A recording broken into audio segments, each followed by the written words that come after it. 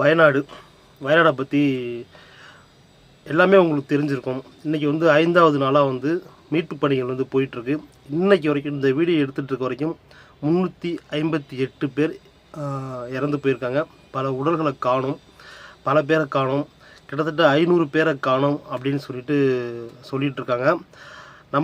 நமக்கெல்லாம் வந்து நியூஸ் படி பார்த்தீங்கன்னா முண்டக்கை அப்படின்ற அந்த ஊரில் தான் வந்து முதல்ல வந்து அந்த நிலச்சரிவு ஆரம்பிச்சுது அப்படின்னு சொல்லிட்டு அந்த என்ன சொல்கிறது, அந்த லேண்ட்ஸ்லைடு வந்து ஆரம்பிச்சது அப்படின்னு சொல்லிட்டு இருந்தாங்க இல்லையா. ஆனால் அது உண்மை இல்லை. அதுக்கு முன்னாடி ஒரு 7-8 கிலோமீட்டருக்கு மலை உச்சி போகிற வழியில் ஒரு சின்ன கிராமம் இருந்திருக்கு. அந்த கிராமத்தையே காணணும்னு இப்போ தான் சொல்கிறாங்க. மிகப்பெரிய அதிர்ச்சியான தகவல் சொல்கிறாங்க. அங்கே இருக்கிற இராணுவத்தில் மேஜர் ஒருத்தர் என்ன சொல்கிறாரு அப்படின்னா, அந்த பொறுப்பு ஏற்றுட்டு இருக்க மீட் பணியில் பொறுப்பு ஏற்றுட்டு இருக்கிற மேஜர் என்ன சொல்கிறாருன்னா, இது மிகப்பெரிய இந்தியாவிலேயே நடந்த மிகப்பெரிய பேரழிவு. இந்த மாதிரி ஒரு சம்பவத்தை இராணுவத்தில் நாங்கள் இராணுவத்தில் இருக்கிற நாங்களே பார்த்ததில்ல அப்படின்னு சொல்கிறாங்க. பல பேரை காணும். 4 நாளுக்கு அப்புறம் 4 பேரை அந்த உயிரோட மீட்டு எடுத்திருக்காங்க. ஒரு ஆறுதலான நியூஸு. இன்னும் பல நியூஸ்களை வந்து இந்த வீடியோவில் பார்க்க போகிறோம். ஸோ ஸ்கிப் பண்ணாமல் பாருங்கள். வயநாட்டில் என்ன நடந்துட்டுருக்கு இப்போதைக்கு அப்படின்ற ஃபுல் டீட்டெயிலும் இந்த வீடியோவில் இருக்கும். இப்போ தான் நம்ம சேனலில் ஃபஸ்ட் டைம் பார்க்குறீங்க அப்படின்னா கண்டிப்பாக சப்ஸ்கிரைப் பண்ணிட்டு ஃபாலோ பண்ணுங்கள். என் இனிய தமிழ் மக்களே வணக்கம். நான் விஸ்வா, விக்கெட் விஸ்வா.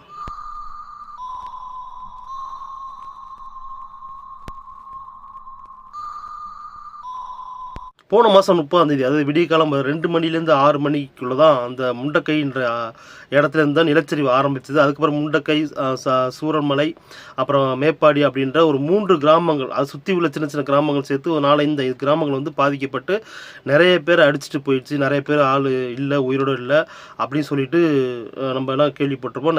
நிறைய மீட்பு பணி நடந்துகிட்ருக்கு. தேசிய மீட்பு பணி குழு, இராணுவத்தினர், 3 முப்படை இருக்குல்ல, விமானப்படை அப்படின்னு சொல்லிட்டு கப்பல் படைன்னு சொல்லிட்டு எல்லாமே சேர்ந்து தான் வந்து மீட்பு பணிகளை வந்து தொடர்ந்து நடத்திட்டு இருக்காங்க, தொடர்ந்து பார்த்துட்டு இருக்காங்க.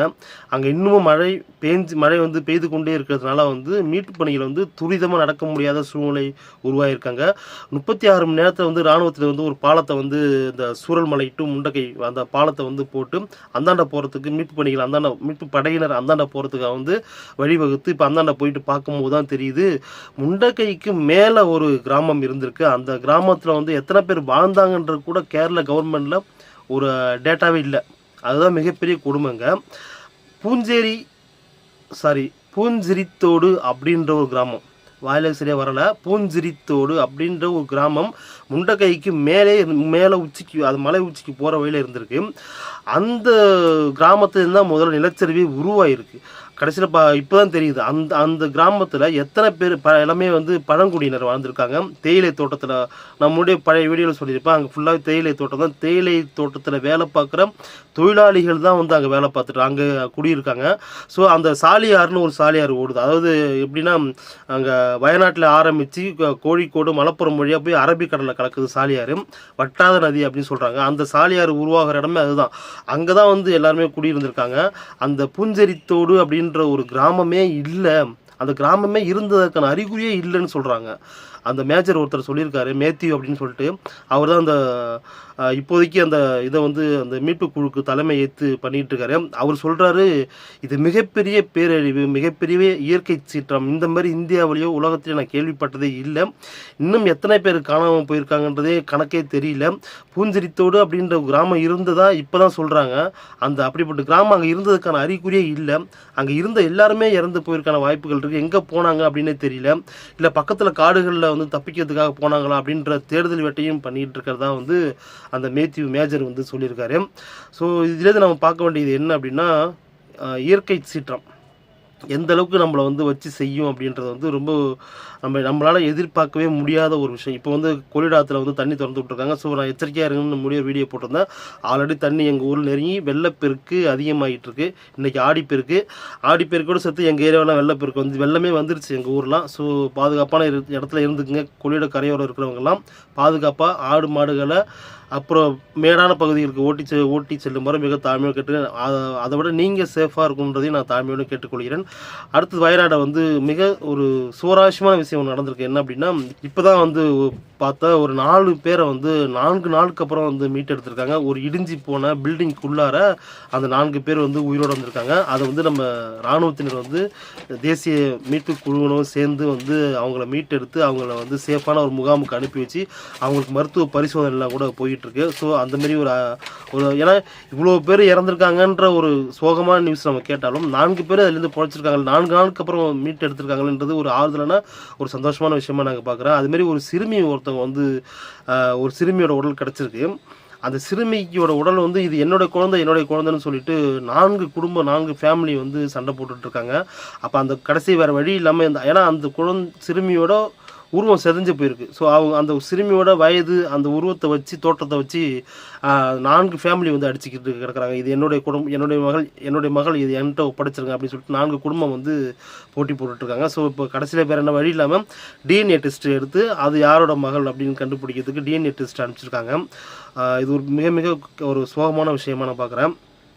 அடுத்து வந்து சாலியாற்றங்கரைன்னு சொன்ன பார்த்தீங்களா, சாலியாறுன்னு சொல்லிட்டு அந்த சாலியாறு தான் வந்து இந்த நம்ம வயநாட்டிலேருந்து உருவாகி போய் மலப்புரம் வழியாக கோழிக்கோடு வழியாக போயிட்டு அரபிக்கடல் கலக்குது. இது வற்றாத ஜீவநதி அப்படின்னு சொல்கிறாங்க. தண்ணி எல்லா நாள்லையுமே சம்மர்லேயுமே அங்கே வந்து தண்ணி ஓடிட்டுருக்கும் அப்படின்னு சொல்கிறாங்க. இப்போ அந்த நதியே வந்து பிணங்கள் அடித்து செல்லும் நதி, பிண நதியாகவே ஆயிடுச்சு அப்படின்னு சொல்லிட்டு அந்த ஊர் மக்கள் சொல்கிறாங்க.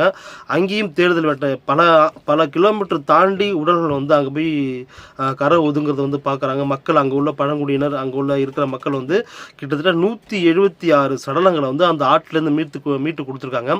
அந்த ஆற்றங்கரை ஓரம் தான் பல குடும்பங்கள் வாழ்ந்துட்டு இருக்காங்க. அது எல்லா ஊர்லேயுமே முண்டக்கையாக இருக்கட்டும், அந்த சூரல் மலையாக இருக்கட்டும், அந்த இப்போ சொன்ன மதியில் ஒரு ஊர் பூஞ்சிரித்தோடு அந்த ஊருமே வந்து அந்த கரையோரம் தான் இருந்திருக்கு.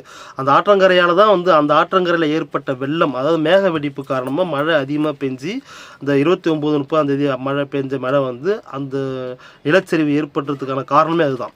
ஸோ அங்கே இந்த பூஞ்சிரித்தோடுன்ற கிராமத்தில் ஆரம்பிச்சது அடிச்சுட்டு போய் கிட்டத்தட்ட 5-6 கிராமங்களில் தாக்கிட்டு நேராக அந்த சாலியாற்றில் தான் பிணங்கள் நிறைய மிதந்துட்டு இருக்குன்னு எத்தனை கிலோமீட்டருக்கு போகிறாங்கன்னு சொல்லிட்டு இராணுவத்தினர் வந்து அந்த படகு மூலயமா பார்த்துட்ருக்காங்க. படகு மூலயமா வந்து தேடுதல் வேட்டை வந்து ஆரம்பிச்சிருக்காங்க. அப்புறம் ரேடார் கருவி மூலயமா வந்துட்டு மண்ணுக்குள்ளே உயிரோடு யாராவது இருந்தாங்க அப்படின்னா 2 மீட்டர் வரைக்கும் உயிரோடு யாராவது இருந்தாங்க அப்படின்னா அது அவங்களோட ஹார்ட் பீட்டை வச்சு கண்டுபிடிக்கிறதுக்கான ஒரு ரேடார் கருவி வச்சுருக்காங்க. அந்த கருவி மூலயமாவும் தேடுதல் வேட்டை வந்து பூமிக்கடியில் எதாவது உயிரோடு இருக்காங்களா, இல்லை ஏன்னா பில்டிங் மூடப்பட்டிருக்கலாம், இல்லை அந்த பில்டிங்கோட கழிவு இருக்குல்ல அதுக்குள்ளே மாட்டிக்கிட்டு சிக்கிட்டு கூட மண்ணு கூட உயிரோடு இருக்கிறதுக்கான வாய்ப்புகள் இருக்குன்றதை வச்சு அடிப்படையாக வச்சு தேடுதல் வேட்டையை ஆரம்பிச்சிருக்காங்க.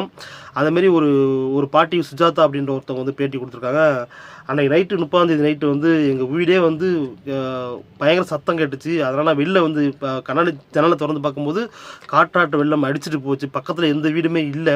வேறு வழி இல்லாமல் நான் என் மகள் என் மருமகன் என் பேர குழந்தைய கூப்பிட்டுட்டு கிச்சன் வழியாக இருக்கிற ஒரு பெரிய ஃபேன் வச்சுருப்பாங்க இல்லை, எக்ஸாஸ்ட் ஃபேன், அந்த எக்ஸாஸ்ட் ஃபேன் இருக்கிற ஓட்டை வழியாக தப்பிச்சு குதிச்சு காட்டுக்குள்ளே ஓடி இருக்காங்க. ஏன் காட்டுக்குள்ளே ஒன்றா அங்கே வந்து ஒரு யானை கூட்டமே இருந்திருக்கு காட்டுக்குள்ளார. அவங்கள்ட்ட வேண்டி நான் பெரிய ஆபத்தில் இருக்கோம், நான் பெரிய ஆபத்தில் மாட்டிக்கிட்டோம், எங்களை ஒன்றும் செஞ்சிடாதுன்னு வேண்டிட்டு அந்த யானை கூடவே இருந்திருக்காங்க நைட்டு ஃபுல்லாக. அப்புறம் விடிய கிளம்புற அந்த யானை கூட்டம் போனதுக்கப்புறம் அங்கே உள்ள தப்பிச்சு பொழைச்சோன்னு வந்த சில பேரோடு சேர்ந்து அதுக்கப்புறம் பாதுகாப்பான இடத்துக்கு போயிருக்காங்க. இப்படி அந்த பாட்டி சொல்லும் போது பரவாயில்ல, மைண்டுக்கு ஒரு கொஞ்சம் ரிலாக்ஸ் ஆகிறதுக்கு, கொஞ்சம் மைண்டு வந்து கொஞ்சம் நமக்கு சந்தோஷப்படுறதுக்கு பரவாயில்ல, இவ்வளோ சோகம் நடந்தாலும் இப்படியும் சில பேர் காப்பாற்றப்பட்டிருக்காங்க அப்படின்ற ஒரு விஷயமும் நான் பார்க்குறேன். அப்புறமா வந்து ஒரு பழங்குடியினர் குடும்பத்தை வந்து இராணுவத்தினர் காப்பாற்றிருக்காங்க. கிட்டத்தட்ட அந்த சூரமலையிலேருந்து 8 கிலோமீட்டருக்கு உள்ளே வந்து நடந்து போயிருக்காங்க இராணுவத்தினர். அங்கே யாராவது இருக்காங்களா, ஏன்னா இங்கேருந்து தப்பிச்சு காட்டுக்குள்ளே போயிருக்காங்க இல்லையா, காட்டுக்குள்ளே போயிட்டு திருப்பி வழி தெரியாமல் வேறு ஏதாவது சுற்றிட்டு இருந்தாலும் இருப்பாங்க. மக்கள் நிறைய பேரை காணும் இல்லையா, ஒரு பூஞ்சிரித்தோடுன்ற கிராமத்தையே காணுன்றதால அந்த காட்டுக்குள்ளே எங்கேயாவது தப்பிச்சு போயிருக்கிற வாய்ப்புகள் இருக்குது அப்படின்னு சொல்லிட்டு காட்டுக்குள்ளே வந்து இராணுவத்தில் சில குழு வந்து தேடிட்டு இருக்காங்க. அப்படி தேடும் போது ஒரு பொம்பளை வந்து ஒரு கை குழந்தையை தூக்கிட்டு நடந்து போகிறத பார்த்துருக்காங்க. கூப்பிட்டு விசாரிக்கும் போது தெரியுது அவங்க பழங்குடியினர் ரொம்ப நாளாக இங்கே தான் இருக்காங்க, குகைக்குள்ளே தங்கியிருக்காங்க அப்படின்னு சொல்லிட்டு சொல்கிறாங்க இராணுவத்தினர். அங்கே குகைக்குள்ளே அவங்க ஹஸ்பண்டு அவங்க இன்னொரு குழந்தையும் கை குழந்தையும் இருந்திருக்கு. அவங்க போய் பார்க்கும்போது தெரியுது அவங்களும் வெறும் பழங்களையும் கிழங்குகளையுமே சாப்பிட்டுட்டு உயிர் வாழ்ந்திருக்காங்க அங்கே ஒரு ஃபேமிலி பழங்குடியினர்.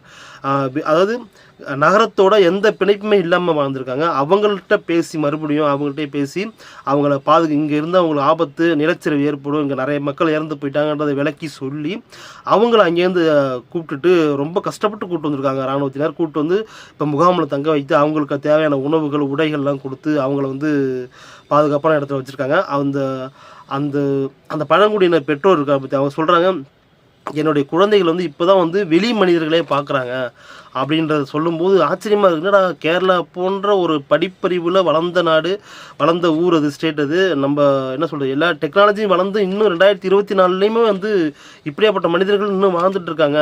இப்போ நானும் அந்தமானில் இருக்கிற ஒரு தீவில் வந்து பழங்குடியினர் வாழ்கிறாங்க பற்றிலா, அந்த தீவு பேரை மறந்துட்டேன். அது வந்து அங்கே போனால் மனிதர்கள் போனால் கொண்டுடுவாங்க அப்படின்னு ஒரு தீவு இருக்குது. அந்தமாரி தீவு கூட நம்ம ஊரில் இருக்குது. அந்தமாரி மனிதர்கள் இன்னும் வாழ்கிறாங்களா பழங்குடியினர் அப்படின்றது ஒரு கேள்விக்குறியாக தான் இருக்குது. ஸோ அதெல்லாம் வந்து ஒரு நல்ல விஷயமா அங்கே பார்க்கப்படுது. ஏன்னா அடுத்து வந்து பார்த்திங்கன்னா ரொம்ப ரொம்ப ரொம்ப ரொம்ப சோகமான விஷயம் என்ன அப்படின்னா, 27 மாணவர்களை உடல்களை வந்து மீட்டு எடுத்திருக்காங்க.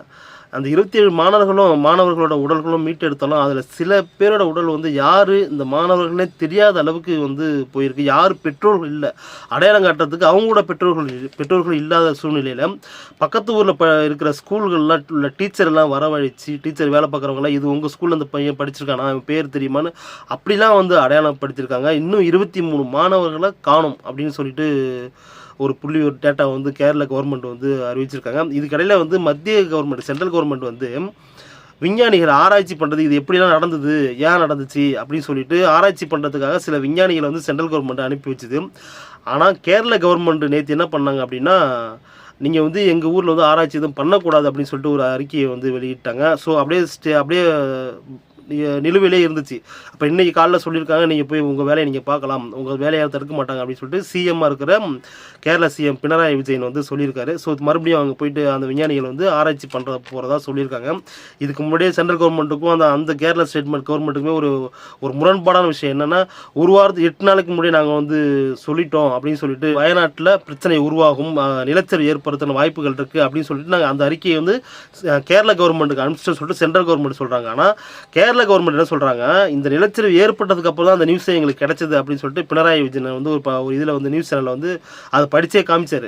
ஸோ அப்படி முரண்பாடான விஷயங்கள் வந்து நடந்துட்டு எது உண்மைன்றதை மக்கள்கிட்ட தெரிவிக்க மாட்டாங்க. உண்மையிலேயே அது வந்து ஏற்கனவே கவர்மெண்ட்டுக்கு தெரியுமா, தெரிஞ்சு அலட்சியமாக இருக்காங்களா அப்படின்றத வந்து இங்கே நம்ம எல்லாம் யோசிக்கக்கூடிய ஒரு விஷயமா இருக்குது. இன்னொரு விஷயம் கடைசியாக என்ன விஷயம் சொல்கிறோம்னா, தேசிய தென்மண்டல பசுமை தீர்ப்பாயகம் வந்து தானாகவே வந்து இந்த கேஸை முன்னெடுத்து வந்து ஒரு கேஸ் கேரளா கவர்மெண்ட் மேலே ஒரு கேஸ் போட்டிருக்காங்க. அதோட விசாரணை வந்து நேற்று நடந்துச்சு. சரி, நடந்து போச்சு, இனிமேலும் நடக்காமல் இருக்கிறதுக்காக என்ன வழிமுறைகளை நீங்கள் கையாண்டு இருக்கீங்க அப்படின்னு கேரளா கவர்மெண்ட்டை பார்த்து அந்த தென்மண்டல பசுமை தீர்ப்பாயம் வந்து கேள்வி கேட்டிருக்காங்க. இப்போ வருகிற 9ஆம் தேதிக்குள்ளே நீங்கள் வந்து அறிக்கை அந்தந்த கலெக்டர் வயநாடுல உள்ள அந்த கலெக்டர் அந்த ஏரியா இருக்குது பார்த்தீங்களா, அந்த ஏரியாவில் உள்ள கலெக்டர்ஸ் வந்து இங்கே என்னென்ன பாதுகாப்பு நடவடிக்கை எடுத்துகிட்டு இருக்கீங்க, வேறு என்ன கட்டுமான பணிகள் நடந்துகிட்ருக்கு அப்படின்ற எல்லா டீட்டெயில்ஸும் வந்து ஒரு 9ஆம் தேதிக்குள்ளே கொடுக்கணும்னு சொல்லியிருக்காங்க. இன்னொரு விஷயம், தமிழ்நாட்டை பார்த்து அதே தேசிய பசுமை தீர்ப்பாயம் வந்து ஒரு கேள்வி கேட்டிருக்காங்க தமிழ்நாட்டை பார்த்து. என்னென்னா, நீலகிரி மற்றும் நீலகிரியை சுற்றி உள்ள குன்னூர்லாம் இருக்குது பார்த்தீங்களா, ஊட்டிலாம் இருக்குது பார்த்தீங்களா, இங்கெல்லாம் வந்து நிலச்சரிவு ஏற்படணும் சென்ட்ரல் கவர்மெண்ட்டு சொல்லியிருக்காங்க. ஸோ நீங்கள் வந்து என்ன மாதிரியான நடவடிக்கைகள் இந்த வயநாடை பார்த்து நீங்கள் என்ன கற்றுக்கிட்டீங்க, நீங்கள் என்ன பண்ண போகிறீங்க, என்ன பாதுகாப்பு நடவடிக்கைகளை எடுத்துருக்கீங்க அப்படின்னு சொல்லிட்டு கோவை கலெக்டர்ஸையும் நீலகிரி கலெக்டர்ஸையும் வந்து கேள்வி கேட்டிருக்காங்க. சீக்கிரம் எங்களுக்கு அறிக்கையை தாக்கல் செய்யணும், என்ன மாதிரி நடவடிக்கை எடுத்திருக்கீங்கன்றதை அறிக்கை தாக்கல் செய்யணும் அப்படின்னு சொல்லியிருக்காங்க. ஒரு சேட்டலைட் ஃபோட்டோ வந்து பரவிக்கிட்டு இருக்கு. அதாவது முன்னாடி இருந்த ஃபஸ்ட்டு ஆல்ரெடி அதில் நிலச்சரிவு அதே முண்டக்கையில் சுழல்மலையில் நிலச்சரிவு ஆல்ரெடி ஏற்பட்டிருக்கு. அது பல வருடங்களுக்கு முன்னாடி ஏற்பட்ட ஒரு ஃபோட்டோவே இப்போ ஏற்படுத்த ஒரு ஃபோட்டோவே வந்து இஸ்ரோ வந்து அறிவிச்சிருக்காங்க. அதுக்கும் இதுக்கும் அந்த இந்த ஃபோட்டோவையும் பார்க்குறப்போ எவ்வளோ பெரிய கேப் அந்த இடத்துல உருவாயிருக்கு. அது என்ன சொல்கிறது, பல ஊர்களை அடிச்சுட்டு போகிறது. அங்கே இன்னும் நிறைய ஊர்கள் இருந்துச்சுன்னா இன்னும் சேதாரம் அதிகமாக இருக்கும், உயிர் பலி அதிகமாக இருக்கும்னு சொல்கிறாங்க. ஏதோ சின்ன சின்ன கிராமங்கள்லாம் அங்கே இருந்தது, பழங்குடியினரும் தேயிலை தோட்டத்தில் வேலை பார்க்குறவங்க மட்டும் அங்கே இருந்ததால தான் உயிர் சேதம் கம்மியாக இருக்குது. இல்லைனா பல 1000 பேரை நம்ம பறி கொடுத்துருப்போம். அங்கே ஒரு பெரிய சிட்டி இருந்துச்சுன்னா உருவாகி இருந்திருந்தால் என்ன நிலைமைக்கு ஆயிருக்கும். ஸோ இந்த மாதிரியான இடத்துல வந்து மக்கள் குடியேற வேணான்னு சொல்லிட்டு சென்ட்ரல் கவர்மெண்ட்டும் சரி ஸ்டேட் கவர்மெண்ட்டும் கேட்குறாங்க. ஆனால் வேறு வழி என்ன பண்ணுறது, ஒரு தேயிலை தோட்டத்தில் ஒர்க் பண்ணுறவங்க வேலை பார்க்குறவங்க வந்து அவங்க காலையிலே எழுந்திரிச்சு 5 மணிக்கெலாம் போயிட்டு அந்த தேயிலை பறிக்க ஆரம்பிப்பாங்க. அப்படியேப்பட்டவங்க வெளியூரில் தங்கியிருந்து வந்து வர்றதுக்கோ டிரான்ஸ்போர்ட்டும் அங்கே கிடையாது, நடந்து தான் வேலைக்கே போவாங்க. அந்தந்த தோட்டத்தில் தங்கியிருப்பாங்க. ஏன்னா அப்போ தான் எழுந்திரிச்சு காலையில் எழுந்திரிச்சு போயிட்டு தேயிலை தோட்டம் போயிட்டு அந்த தேயிலையை பறித்து போட்டு கம்பெனிக்கு சேர்க்க முடியும். ஸோ நடந்து தான் கூட தூரத்தில் தான் வந்து அவங்க குடியிருக்க முடியும். ஒழிய 10 கிலோமீட்டர் 20 கிலோமீட்டர் போய் வெளியில் சிட்டியில் தங்கியிருந்து அவங்க பார்க்க முடியாது. அது எல்லாம் நடைமுறைக்கு சாத்தியமில்லாத ஒன்று. ஆனால் இந்த கவர்மெண்ட்டு கொஞ்சம் சுதாரிப்பாக இருந்தாங்கன்னா அவங்கள அப்புறப்படுத்தி மேடான இடத்துக்கு பாதுகாப்பான இடத்துக்கு கொண்டு வந்திருக்கலாம் என்றது என்னுடைய தாழ்மையான கருத்து. ஸோ இதில் வந்து கேரள கவர்மெண்ட்டும் சரி சென்ட்ரல் கவர்மெண்ட்டும் சரி சொதப்பிட்டாங்க அப்படின்றத நான் சொல்லுவேன். ஸோ மக்களே, இதுதான் இன்றைக்கி கேரளா வயநாடோட அப்டேட்டு. இன்னும் அடுத்தடுத்த விஷயங்கள் இன்னும் வந்து பலி எண்ணிக்கை அதிகமாகலாம் அப்படின்னு சொல்கிறாங்க. சாலியாற்றங்கரையில் வந்து இன்னும் பிணங்கள் ஒதுங்கிக்கிட்டு இருக்கு. அந்த ஆறே பிணம் தின்னி ஆறாக மாறிடுச்சுன்னு அங்கே உள்ள மக்கள் வந்து கொந்தளிச்சிட்டு இருக்காங்க. ஸோ கேரளாவுக்கு ப்ரே ஃபார் வயநாடுன்னு தான் நம்ம வேறு என்ன பண்ண முடியும் சொல்லுங்கள். நிறைய பேர் ஹெல்ப் பண்ணிட்டு இருக்காங்க. இப்போ விக்ரம்லாம் 20 லட்ச ரூபா கொடுத்து ஹெல்ப் பண்ணியிருக்காங்க. நம்ம தமிழ்நாடு கவர்மெண்ட் ஹெல்ப் பண்ணிட்டு இருக்காங்க.